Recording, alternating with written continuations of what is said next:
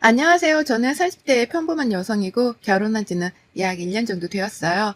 다들 평온한 추석 보내시길 바랍니다. 명절이 제 사연의 일부분에 해당되기에 또 모른 척 지나칠 수가 없어서 용기 내어 사연을 적어보려 해요.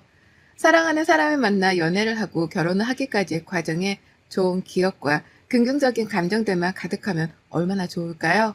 그러나 결혼은 현실이라고 그렇게 호락호락 하지도 않았고 너무 아프고 충격적인 기억들이 가득합니다. 남편과 저는 소개팅을 통해서 만났고 호감이 있다고 마음을 알고 서로 연애를 결심했어요. 연애를 할 때만 해도 참 좋았던 게 남편의 여행을 굉장히 즐겨하는 사람이라 덩달아 아름다운 방방곡곡 돌아다니며 좋은 추억을 쌓을 수 있었습니다. 캠핑도 즐겨 했었고 우리나라에 이런 곳이 있다고 싶을 정도로 아름다운 곳들만 데려가 줬어요. 그 덕분에 저는 보는 시야가 넓어졌고 그동안 참 재미없게 살았구나를 깨닫게 되었습니다. 남편과는 주로 둘 다 쉬는 주말에 국내 여행을 즐겨 했었고 연차를 써서 더 효율을 만든 다음에 해외여행도 즐겼어요.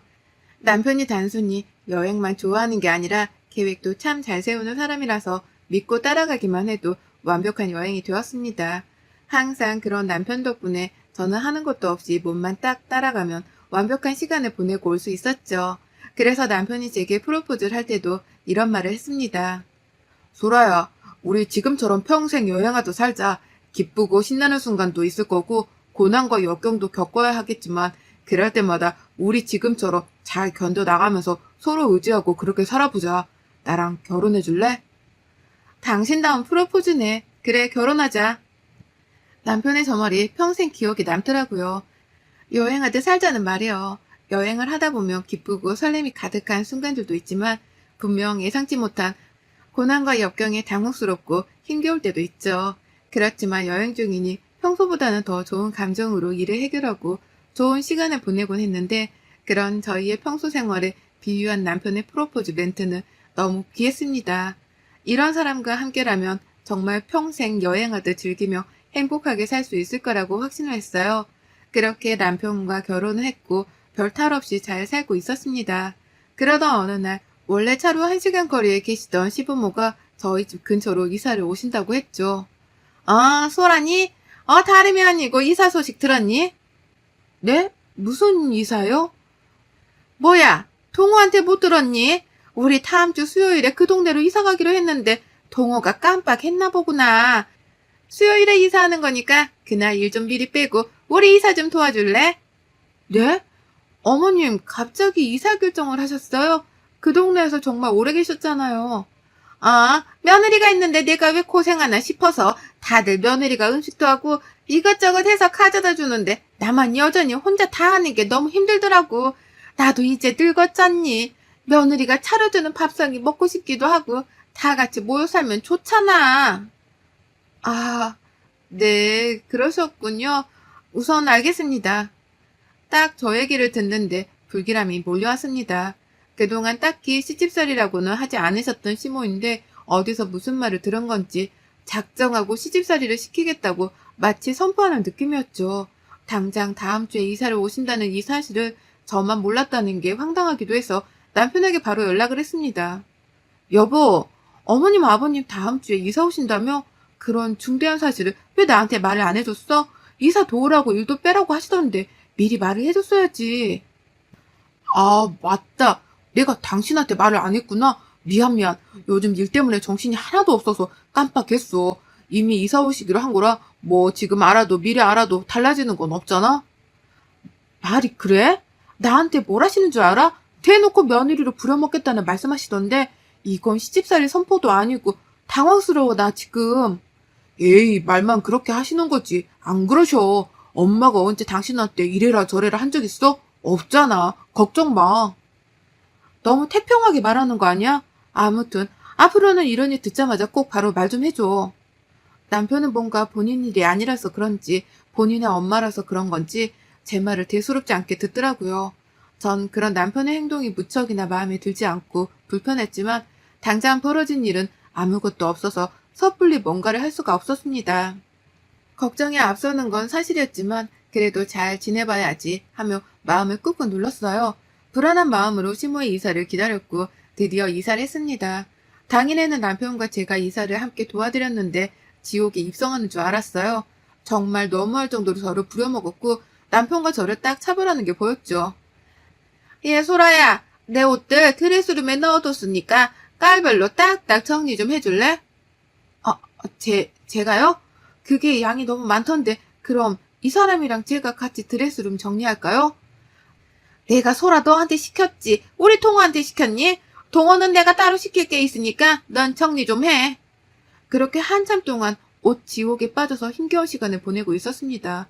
분명 처음에는 밖에서 정리하는 소리가 들렸는데 어느 순간 조용해졌고 어디선가 맛있는 냄새가 나더라고요. 제가 착각한 거라고 생각하기에는 냄새가 닫은 방문을 뚫고 들어와서 나가봤습니다. 시모는 먼지가 온 집안에 날릴 테니 드레스룸 창을 열고 문 닫고 정리하라고 했거든요. 제가 그 먼지를 다 먹는 건 신경 쓰지 않았던 거죠. 당신 뭐해? 정리 안 해? 그게 엄마가 이거 맛 좀 보라고 해서. 예, 정리 다 했어? 아직이요. 근데 왜 나와? 내가 분명 정리 다 하고 나오라고 했잖니. 그리고 먼지 날리니까 방문 열지 말라고 말했지? 왜 내 말을 다 무시하지? 그게 아니라 밖에서 맛있는 냄새가 나길래 제가 착각한 건가 하고 나와본 거예요. 오늘 한 끼도 안 먹어서 배고프거든요. 그렇지. 배고프겠다. 같이 먹자. 무슨 소리야. 이거 제대로 만든 것도 아니니까 조금만 참고 정리나 해. 정리를 빨리 해야 뭘 먹던가 하지. 정말 먹는 걸로 저러는 게 가장 유치하고 치사한 건데 시모는 귀엽고 단 한 입도 주지 않고 저를 다시 먼지 가득 쌓인 드레스룸으로 돌려보냈습니다. 황당했던 건 본인들이 식사를 하기 위해 대충 주방을 싹 다 치웠더라고요. 그리고 거기에 앉아서 한우를 먹고 있는데 딱 봐도 식사 중인데 잠깐 맛만 보는 거라며 저를 못 먹게 했습니다. 순간 너무 서럽고 내가 왜 이러고 있어야 하지? 라는 생각까지 들어서 너무 속상했어요. 그래도 이걸 다 정리해야 집에 갈 수 있다는 생각에 정말 이 악물고 정리했습니다. 옷도 얼마나 많은지 정리를 해도 끝이 없었어요. 그거에 스트레스를 받다가 그냥 꾹 참고 했습니다. 드디어 정리를 다 했고 나와보니 남편은 소파에서 자고 있고 시모는 그 밑바닥에서 자고 있더군요. 저는 자고 있는 남편을 살짝 깨워서 집에 가자고 눈치를 줬습니다. 그런데 눈치 없는 남편은 큰 소리로 말했어요. 정리 다 했어? 고생했지. 잠깐 쉰다는 게 깜빡 잠들었네. 벌써 저녁 시간인데 엄마네서 먹고 가자.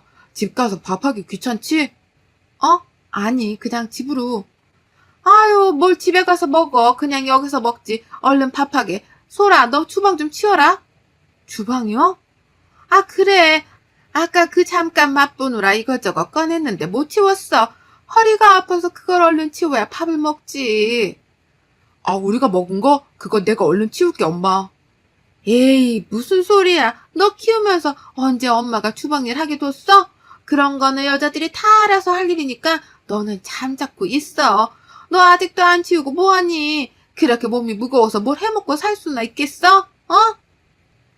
저 여태 옷 정리하느라 허리 한번 제대로 펴지도 못했고 앉아서 쉬지도 못했어요.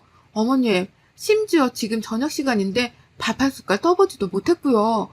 그런데 어머님이랑 이 사람이 한우 구워 먹은 것까지 제가 치워야 해요? 그거 좀 같이 먹자고 했더니 질색팔색 하시더니 왜? 치울 때는 또 저를 찾으세요? 죄송하지만 저 못하겠고 집에 가서 쉴게요. 저도 내일 출근하려면 좀 쉬는 게 맞지 않나요? 뭐야? 누가 들으면 내가 너 부려먹은 줄 알겠다. 얘가 아주 사람을 참네. 너도 도와주겠다고 와놓고는 왜 딴소리야? 집에 가서 먹든 말든 알아서 해라. 네, 부려먹으신 거 맞고요. 저는 집에 갑니다. 당신은 대리우드는 오늘 하루 내가 다 했으니 이제라도 효도하고 와. 여보, 소라야. 그렇게 가면 어떡해. 놔. 시끄러 진짜. 양심이 있냐? 저는 시모의 태도와 남편의 행동에 너무 화가 나서 뿌리치고 집으로 가버렸습니다. 아무리 이해를 해보려고 해도 도무지 이해할 수가 없었어요. 그리고 행동이 과했던 것도 사실이었죠. 그날 집으로 돌아와서 너무 배가 고파 라면을 끓여서 먹는데 왜 이렇게 서럽던지 울컥하더군요. 그리고 결심했습니다. 앞으로 이런 식으로 저를 괴롭힐 시모에게 절대 지지 않겠다고 말이죠. 한두 번 네 알겠다고 대답을 해주니 저를 만만하게 본 건지 본 모습을 딱 보이는 게 너무 소름 끼쳤거든요. 그 이후 저는 시모와 거리를 두고 지냈고 일이 바쁘다는 핑계로 시모의 부름에 응하지 않았습니다. 그러니 시모 입장에서는 화가 아주 단단히 났겠죠. 주말만 되면 집으로 와서 이거 해라 저거 해라 시키는 게 너무 승질이 났어요. 그래서 저는 남편에게 말했습니다. 이번 주말에 엄마가 집에 와서 밥 먹으래. 간 김에 고장난 것도 좀 봐주고 청소할 거 있으면 도와드리자. 그래, 당신은 거기 가서 어머님 도와드려. 나는 우리 집 가서 내 부모님 보고 도와드릴 거니까. 아, 정말 왜 그래? 언제까지 이럴 거야? 뭐가? 효도는 셀프야. 왜 나한테 대리효도를 바래? 내가 언제 당신한테 우리 엄마 아빠께 이렇게 해, 저렇게 해, 도와줘 라고 말한 적 있어? 단 한 번도 없을 텐데. 난 늘 내가 했지. 당신한테 시킨 적 없어. 맞지? 아, 물론 그렇긴 한데 우리 집은 가깝고 처갓집은 멀잖아. 그걸 핑계라고 말하는 거야? 차라리 입이라도 다물지 그랬어? 정 떨어진다 정말. 내가 알던 사람 어디 간 건지 모르겠는데. 그렇게 남편과 한바탕 싸우고 주말에 친정집에 놀러 갔습니다. 오랜만에 부모님을 보고 함께 시간을 보내니 그간 쌓였던 분노와 스트레스들이 눈 녹듯이 사라졌어요. 다행이었죠. 그런데 갑자기 부모님께 충격적인 소식을 듣게 되었습니다. 우리 딸 시집가서 사니까 어때? 그냥 그래. 뭐 엄청 행복하지도 불행하지도 않아. 어머머, 신혼인데 벌써 그런 소리가 나오면 어째? 아참, 엄마랑 아빠 이사하려고 해. 원래 고민 중이라 신경 쓸까봐 굳이 말 안 했는데 거의 확정이라서 말해. 이사? 갑자기 어디로? 부산으로 가려고. 이제 딸 시집도 보냈고 여기서 너무 오래 살아서 지겹기도 하고 더 늙기 전에 고향 가서 친구들도 보고 그렇게 살고 싶어서. 아, 정말? 아휴, 더 자주 못 보겠네. 근데 뭐, 잘 생각했어. 가서 친구들이랑 시간도 보내고 그러면 더 행복해질 거야. 자주는 아니더라도 얼굴 까먹지 않을 정도로는 꼭 내려갈게. 부모님 고향인 부산으로 내려가겠다는 소식을 듣고 솔직히 마음이 쿵 했습니다. 지금도 자주 못 보는데 부산으로 가시면 더 자주 못 볼 것 같았고 정말 제가 출가 외인이 된 기분이 들었거든요. 그래도 고향 가시면 지인들도 많으니 두 분 입장에서는 행복하실 것 같아서 마음이 놓였습니다. 그런데 이 문제로 남편과 파국을 맞을 줄은 상상도 못했어요. 부모님이 부산으로 내려가시고 첫 명절은 추석이었습니다. 제가 남편에게 꼭 부산에 가봐야겠다고 말했죠. 나 이번 추석 때 부산 가는 거 있지만 미리 예약해둘 건데 KTX랑 비행기 뭐가 좋겠어? 어? 아, 맞다. 처갓집 이제 부산이지? 그런데 엄마네도 가야 하는데 시간이 너무 빠듯하지 않아? 어머님 댁은 365일 중에 300일은 가는데 뭐가? 이사도 하셨고 명절인데 당연히 가야지. 가기 싫다는 소리도 들린다? 아니, 그런 게 아니라 사실은 나 KTX 타다 크게 다칠 뻔한 적이 있어서 그건 못하거든. 어? 그런 일이 있었어? 그럼 뭐 비행기 타고 가자. 예약해둘게. 아, 이거 진짜 숨기려고 했는데 나 비행기 탈 때마다 손발이 덜덜 떨리고 두렵고 무서워. 왜 그런지 모르겠는데 숨도 잘 안 쉬어주고 막 그래. 당신이랑 연애할 때는 그런 내 모습 싫어할까봐 숨겼거든. 뭐라고? 우리가 비행기를 몇 번 탔는데 갑자기 그게 무슨 소리야? 타자마자 기절하던 사람이. 그게 자는 척 연기를 한 거였어. 내가 두려워하는 게 들킬까봐. 어쩌지? 그래도 가긴 해야 하니까 내가 약을 먹던가 해볼까? 근데 몸에 안 좋다고 해서 걱정이네. 우리 애기도 낳아야 하잖아.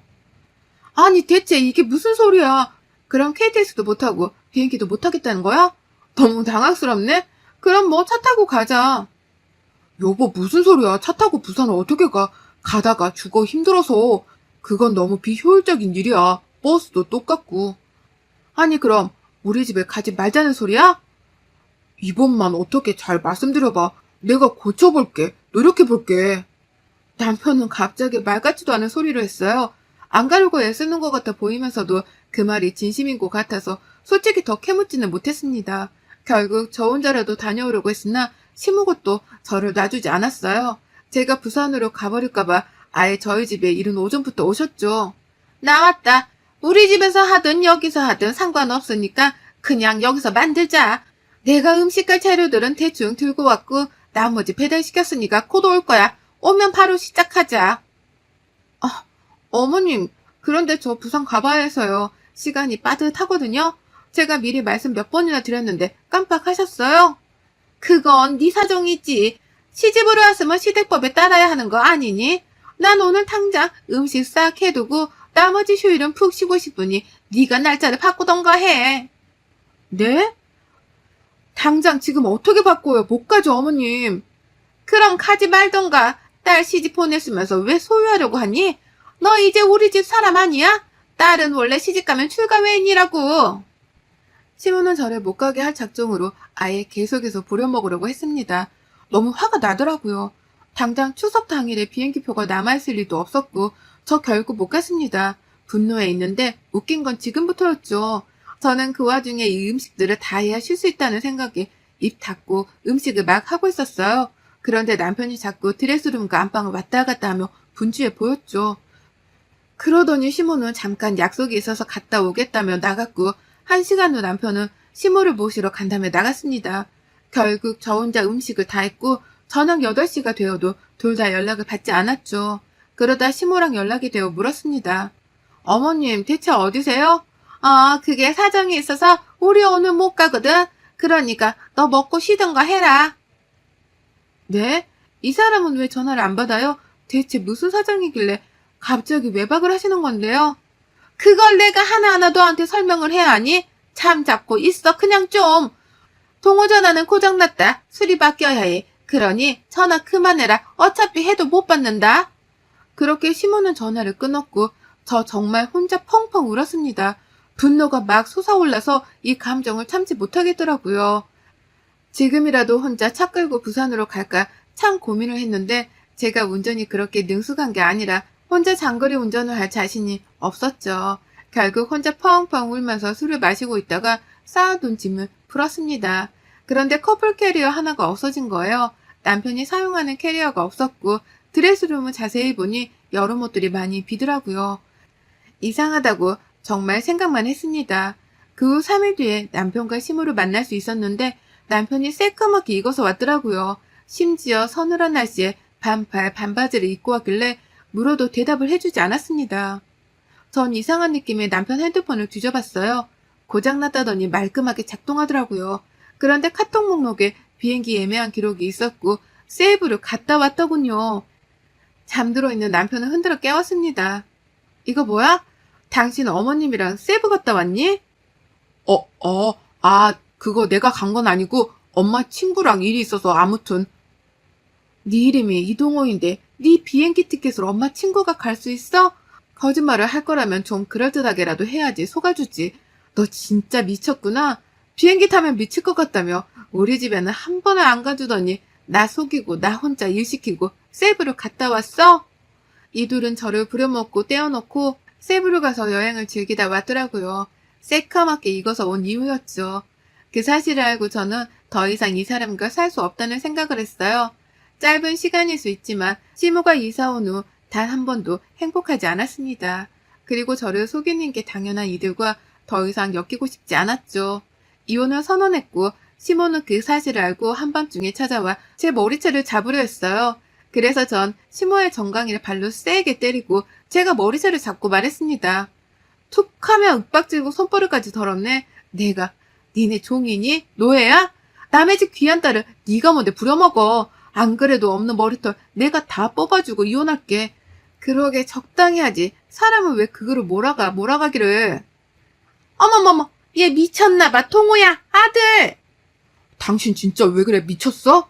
기다려. 다음은 네 차례니까. 네 머리털도 다 뽑아줄게 내가. 이혼은 저도 다 정리하고 부산으로 내려왔습니다. 그곳이 부모님 고향이라 지인이 많기도 하지만 제 지인들도 꽤 있거든요. 마음이 적적하고 힘들 때 늘 위로받던 곳이 제게도 부산이라 부모님 곁에서 함께 다친 마음을 치유하고 있습니다.